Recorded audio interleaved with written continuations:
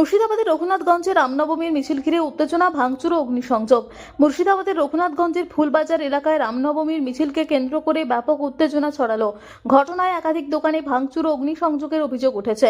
আতঙ্ক ছড়িয়েছে স্থানীয় বাসিন্দাদের মধ্যে। সূত্রের খবর, একটি ডিজে বক্সকে ঘিরে আপত্তি ওঠায় প্রথমে বচসা শুরু হয়। একসময় ম্যাকেঞ্জি পার্ক থেকে আসা একটি মিছিল ফুলতলা মোড়ে পৌঁছলে পুলিশ সেটিকে এগোতে বাধা দেয়। এরপরই পরিস্থিতি দ্রুত উত্তপ্ত হয়ে ওঠে। প্রাথমিক তথ্য অনুযায়ী কয়েক দফায় দুপক্ষের মধ্যে ইটবৃষ্টি হয়। অভিযোগ, একাধিক দোকান লুট করা হয়, কয়েকটি মোটর বাইকেও আগুন ধরিয়ে দেওয়া হয়। ফলে গোটা এলাকায় চরম আতঙ্কের পরিবেশ তৈরি হয়। পরিস্থিতি নিয়ন্ত্রণে আনতে এলাকায় বিশাল পুলিশ বাহিনী মোতায়েন করা হয়েছে। লাঠিচার্জও করা হয় বলে জানা গেছে। পাশাপাশি কেন্দ্রীয় বাহিনী সিএপিএফ নামানো হচ্ছে।